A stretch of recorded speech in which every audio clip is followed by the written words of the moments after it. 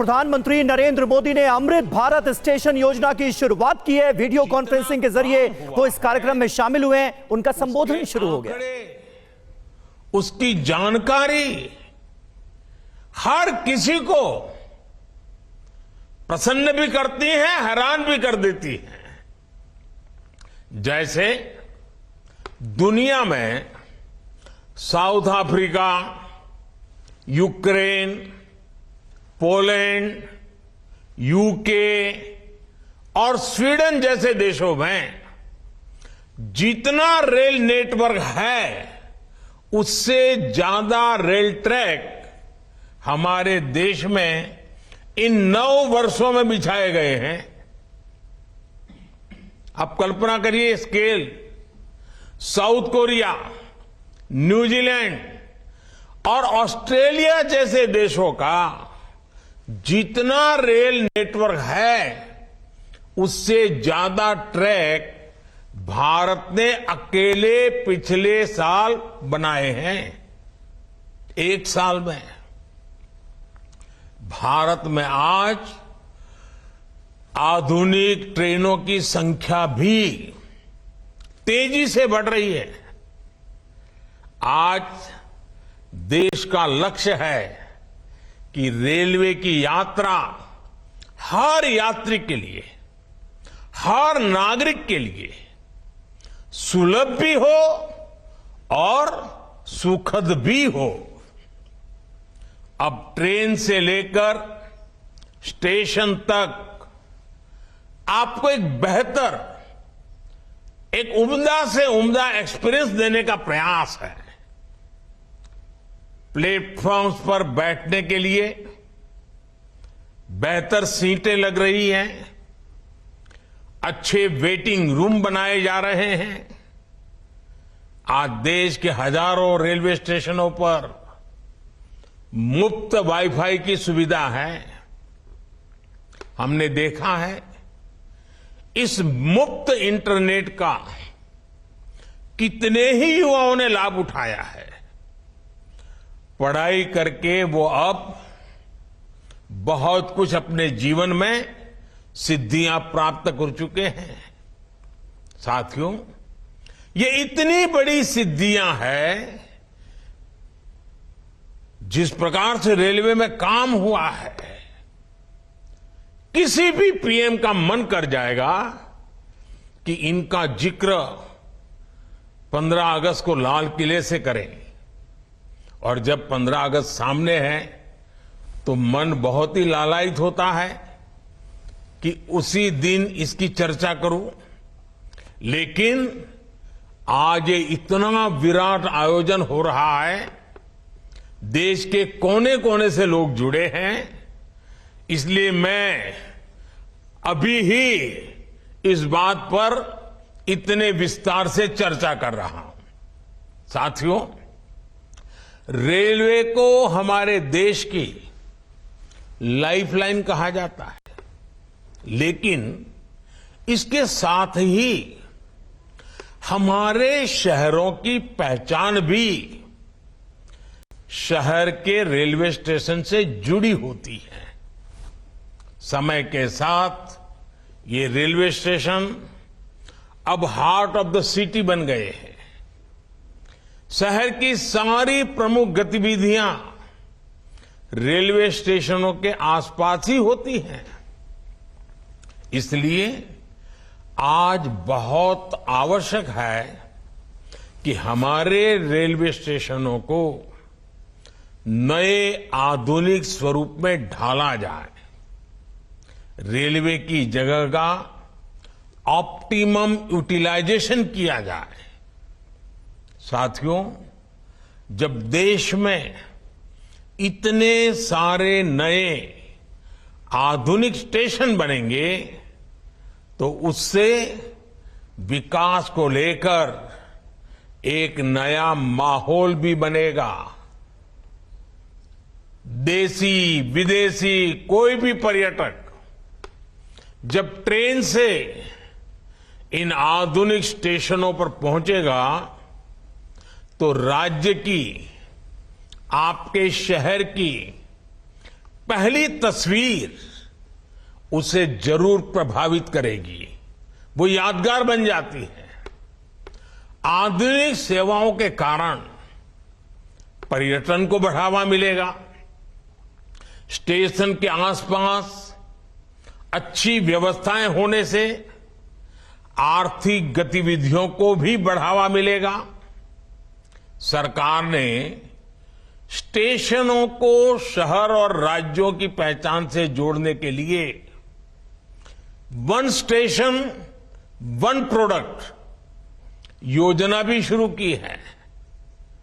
इससे पूरे इलाके के लोगों को, कामगारों और कारीगरों को फायदा होगा, साथ ही जिले की ब्रांडिंग भी होगी।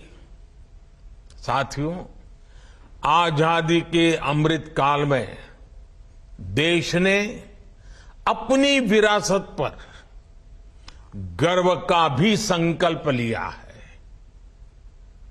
ये अमृत रेलवे स्टेशन उसके भी प्रतीक बनेंगे, हमें गर्व से भर देंगे। इन स्टेशंस में देश की संस्कृति और स्थानीय विरासत की झलक दिखेगी। जैसे जयपुर रेलवे स्टेशन में हवा महल, आमेर फोर्ट जैसी राजस्थान की धरोहरों की झलक होगी। जम्मू कश्मीर का जम्मू तवी रेलवे स्टेशन प्रसिद्ध रघुनाथ मंदिर से प्रेरित होगा। नागालैंड के दिमापुर स्टेशन पर वहां की 16 जनजातियों की लोकल वास्तुकला दिखाई देगी। हर अमृत स्टेशन शहर की आधुनिक आकांक्षाओं और प्राचीन विरासत का प्रतीक बनेगा।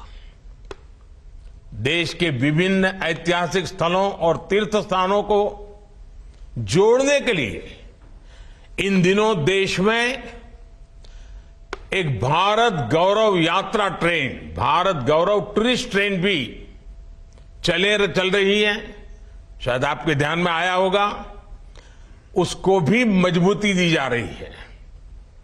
साथियों, किसी भी व्यवस्था को ट्रांसफॉर्म करने के लिए जरूरी होता है कि हम उसके पोटेंशियल को पहचानें। भारतीय रेल में तो ग्रोथ को रफ्तार देने का अपार पोटेंशियल है। इसी सोच के साथ बीते 9 वर्षों में हमने रेलवे में रिकॉर्ड इन्वेस्टमेंट किया है। इस साल के रेलवे को 2.5 लाख करोड़ रुपए से ज्यादा का बजट दिया गया है। ये बजट 2014 की तुलना में 5 गुना ज्यादा है। आज एक होलिस्टिक सोच के साथ रेलवे के समग्र विकास के लिए काम हो रहा है। इन 9 वर्षों में लोकोमोटिव्स उत्पादन में भी 9 गुना की वृद्धि हुई है। आज देश में पहले की अपेक्षा 13 गुना ज्यादा HLB कोच बन रहे हैं। साथियों, नॉर्थ ईस्ट में रेलवे के विस्तार को भी हमारी सरकार ने प्राथमिकता दी है। रेलवे लाइनों का दोहरीकरण हो, गेज परिवर्तन हो, इलेक्ट्रिफिकेशन हो, नए रूट्स का निर्माण हो, इस पर तेजी से काम किया जा रहा है। जल्द ही पूर्वोत्तर के सभी राज्यों की राजधानियां रेलवे नेटवर्क से जुड़ जाएगी। नागालैंड में 100 साल बाद दूसरा रेलवे स्टेशन बना है। नॉर्थ ईस्ट में नई रेल लाइनों की कमीशनिंग भी पहले के मुकाबले 3 गुना ज्यादा हो रही है। साथियों, पिछले 9 वर्षों में 2200 किलोमीटर डेडिकेटेड फ्रेट कॉरिडोर भी बनाए गए हैं।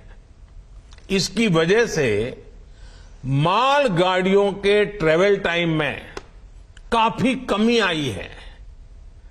दिल्ली एनसीआर से वेस्टर्न पोर्ट तक, चाहे गुजरात के समुद्री तट हो या महाराष्ट्र का समुद्री तट हो, पहले से जो सामान ट्रेन से पहुंचाने में एवरेज औसतन 72 घंटे लगते थे, आज वही लगेज, वही सामान, वही गुड्स 24 घंटे में पहुंच जाता है। ऐसे ही दूसरे रूट्स पर भी टाइम में 40% की कमी आई है। ट्रैवल टाइम में कमी आने का मतलब है कि मालगाड़ियों की गति बढ़ी है और सामान भी अब ज्यादा तेजी से पहुंच रहा है। इसका बड़ा लाभ हमारे उद्यमियों, कारोबारियों और खास करके हमारे किसान भाई बहनों को हो रहा है। हमारी फल सब्जियां अब ज्यादा तेजी से देश के एक कोने से दूसरे कोने तक जा रही है। जब देश में इस तरह का ट्रांसपोर्टेशन तेज होगा तो उतनी ही तेजी से भारत के जो उत्पाद है, हमारे छोटे मोटे कारीगर, हमारे लघु उद्योग जो कुछ भी उत्पादन करते हैं, वो सामान विश्व बाजार में भी तेजी से पहुंचेगा। साथियों, आप सभी ने देखा है कि पहले रेलवे ओवरब्रिज का कम होने के कारण कितनी दिक्कतें आती थी। 2014 से पहले देश में 6000 से भी कम रेलवे ओवरब्रिज और अंडरब्रिज थे। आज ओवरब्रिज और अंडरब्रिज की ये संख्या 10,000 से ज्यादा हो गई है। देश में बड़ी लाइन पर मानव रहित क्रॉसिंग की संख्या भी 0 हो चुकी है। रेलवे और रेलवे प्लेटफॉर्म पर यात्री सुविधाओं के निर्माण में आज बुजुर्गों की, दिव्यांगजनों की जरूरतों का विशेष ध्यान रखा जा रहा है। साथियों, हमारा जोर भारतीय रेलवे को आधुनिक बनाने के साथ ही पर्यावरण फ्रेंडली बनाने पर भी है। बहुत जल्द भारत के 100% रेल ट्रैक्स इलेक्ट्रिफाइड होने जा रहे हैं, यानी कुछ ही वर्षों में भारत की सारी ट्रेनें सिर्फ बिजली से चला करेगी। इससे पर्यावरण की कितनी बड़ी मदद होगी, आप अंदाजा लगा सकते हैं।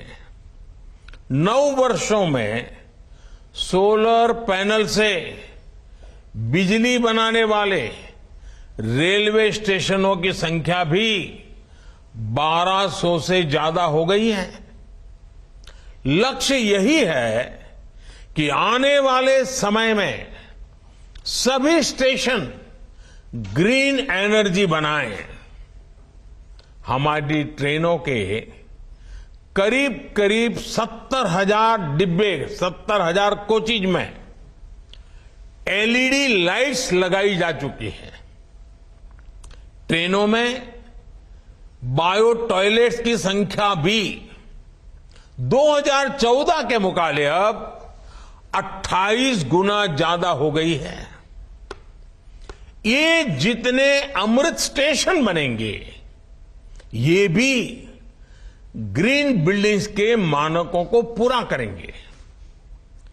2030 तक भारत एक ऐसा देश होगा जिसकी रेलवे नेट जीरो एमिशन पर चलेगी। साथियों, रेल ने दशकों से हमें अपनों से मिलने का बहुत बड़ा अभियान चलाया है, काम किया है। एक प्रकार से देश को जोड़ने का भी काम किया है।